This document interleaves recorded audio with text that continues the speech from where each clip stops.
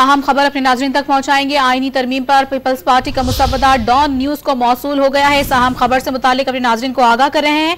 आईनी अदालत का क़याम पीपल्स पार्टी के आईनी तरमीम के मुसव्वदे में शामिल है।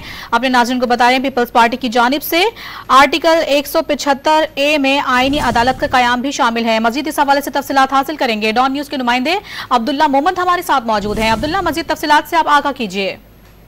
जी बिल्कुल, पाकिस्तान पीपल्स पार्टी का जो मुसव्वदा है आईनी तरामीम के हवाले से वो तो अब सामने आ गया है और इस मसौदे पर दीगर जो जमातें हैं वो मुशावरत करेगी। पीपल्स पार्टी की जानिब से जो आर्टिकल 175A है आइन में, उसमें आईनी अदालत के क़याम के शामिल हो बनाने के हवाले से एक तरामीम जो है शामिल की गई, जबकि इसके साथ साथ article 175A, B, D, E, F में भी आईनी तरामीम की तजवीज़ पाकिस्तान पीपल्स पार्टी की जानिब से आई है।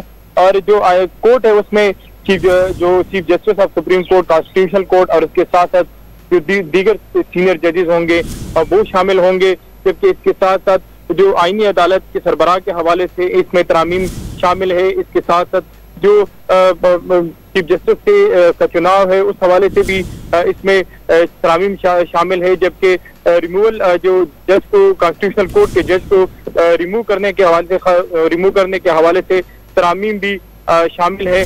तो ये पीपल्स पार्टी की जानिब से ये तरामीम है जो अब सामने आई है, जिसमें आइन के आर्टिकल 175 जो है उसमें तरामीम जो है वो शामिल है। और इसमें 4 बुनियादी तरामीम है, जिसमें article 175A, B, D, E, F जो है वो शामिल है।